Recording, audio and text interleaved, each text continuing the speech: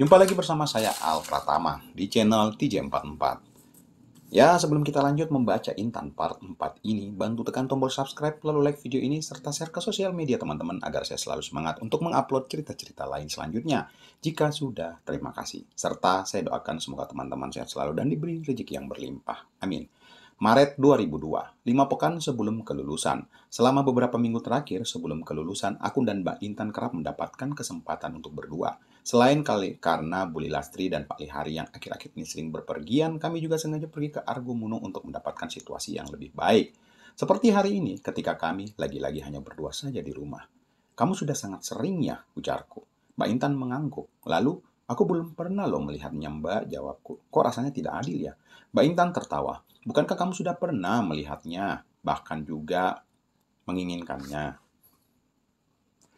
Yang kubicarakan bukanlah yang punya orang lain, sanggahku, tapi milik si Mbak. Kamu itu, Indra, tanya Mbak Intan pelan. Kakakmu loh, aku kakakmu sendiri. Bukankah itu sangat ganjil? Kamu juga ingin kan? Tangan tangkum Mbak Intan terlihat agak terkesiap. Iya kan, desakku merasa bahwa jalan menuju ke arah tersebut sedang dibuka oleh Mbak Intan, tanpa dirinya sendiri menyadari. Mbak Intan akhirnya mengangguk lirih. Mana mungkin aku tidak ingin. Yuni sering bercerita tentang hal tersebut yang dilakukan bersamanya. Tapi sayangnya aku belum punya kekasih. Jadi, biar aku yang melakukannya, tawarku. Aku juga seorang pria, kan? Tapi kamu adalah adikku, Indra, bantah Mbak Intan. Semua terserah padamu, Mbak. Nada desakanku menjadi lebih halus.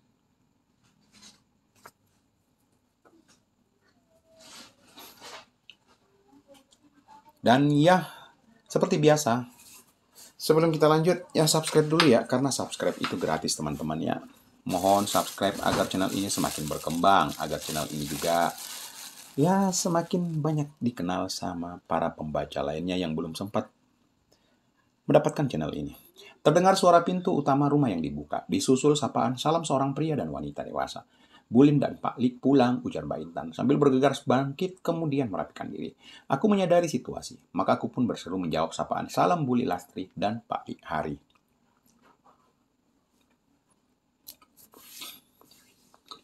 Pesta kita berantakan, kelakar Mbak Intan, sembari menahan tawa.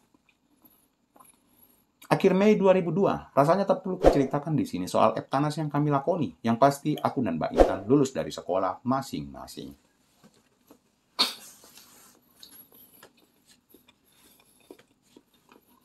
Mbak Intan menjadi salah satu dari 5 orang siswa dengan nilai Eptanas yang murni tinggi setelah sekolah. Sementara aku meraih predikat mediocre saja, karena sejak awal pun aku tak pernah berhasil masuk jajaran ranking 3 besar di kelas.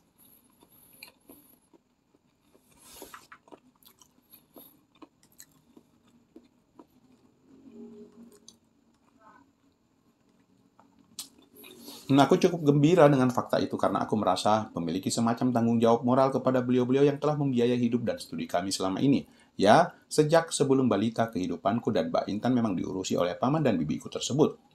Tepatnya setelah ayah dan ibu kandung kami menjadi 2 dari 23 orang korban tewas pada sebuah tragedi kecelakaan pesawat terbang di Bandara Udara Polonia, Medan. Itu adalah penerbangan yang dilakukan oleh sebuah maskapai nomor 1 di Indonesia dari Banda Aceh menuju Medan. Kala itu aku dan Mbak Intan baru berusia 3 tahun.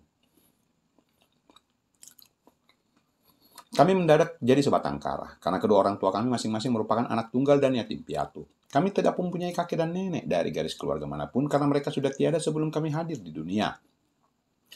Dan Bu Lastri yang merupakan adik sepupu dari ibu kami langsung memutuskan untuk mengambil dan mengurusi kami. Seiring waktu, mereka membuktikan kesungguhan tersebut karena kami hidup dan sekolah dengan berkecukupan.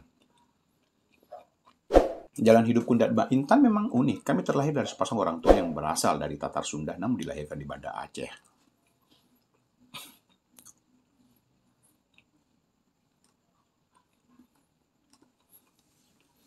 Fakta ini pula yang menjelaskan mengapa ayah dan ibu kami terlibat kecelakaan penerbangan dari Banda Aceh ke Medan.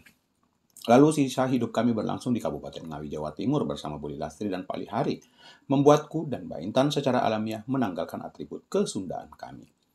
Beranjak remaja, dengan dikelilingi bahasa dan tata krama Jawa menjadikan kami layaknya wong Jowo. Jika ada ciri Sunda yang tertinggal pada diri kami, itu adalah fisik, wajah, dan warna kulit serta Mbak Intan yang khas dimiliki orang-orang yang berasal dari tanah Sunda, khususnya Bandung.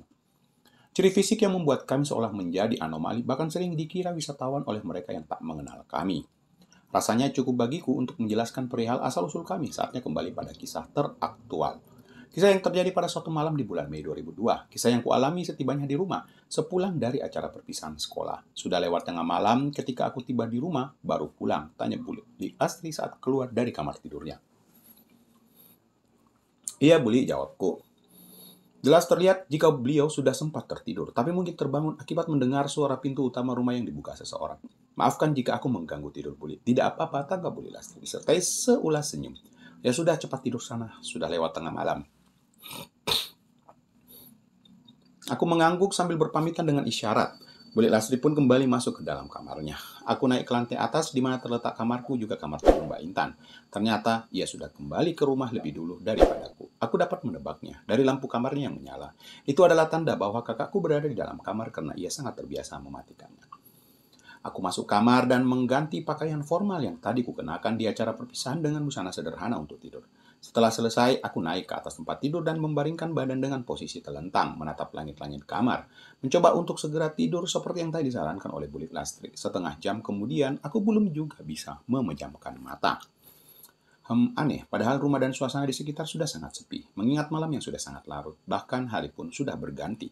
Jengah dengan kantuk yang tidak juga kudapatkan, aku pun bangkit. Sejenak duduk di tepi tempat tidur, aku berdiri dan bersiap untuk melangkah keluar kamar. Dengan gerakan perlahan, ku buka pintu. Berusaha agar tidak menimbulkan suara gaduh yang dapat membangunkan Buli Lastri dan Pak Lihari di bawah sana. Setibanya di luar kamar, kulirik lubang ventilasi di atas kusen pintu kamar Mbak Intan. Kulihat cahaya di sana, pertanda bahwa si pemilik kamar belum mematikan lampu. Apakah kakakku itu masih terjaga? Hanya ada satu cara untuk mengetahui jawabannya, yaitu dengan mengetuknya. Tak sampai 3 detik kemudian pintu terbuka. Mbak Intan berdiri di sana lengkap dengan segurat senyum manis di wajahnya. Bolehkah aku masuk? Tanyaku dengan berbisik sangat lirih. Masuklah, Mbak Intan ingin mempersilahkan. Sambil menarik tangan kiriku. Aku tidak lantas menjawabnya. Baru ku jawab setelah pintu kembali ditutup dan kami sama-sama duduk di tepi ranjang. Aku memikirkanmu. Kamu memikirkanku. Aku tidak henti memikirkan fakta bahwa tadi kamu pergi ke acara perpisahan dengan Tris, ujarku. Aku cemburu, Mbak. Dan sebelum kita akhiri video ini, saya ingatkan bagi teman-teman bantu subscribe channel ini serta share ke sosial media teman-teman agar saya selalu semangat untuk mengupload cerita-cerita lain selanjutnya. Yang sudah melakukannya, saya ucapkan terima kasih, serta saya doakan semoga teman-teman sehat selalu dan diberi rezeki yang berlimpah. Amin. Amin ya robbal alamin. Salam, jangan lupa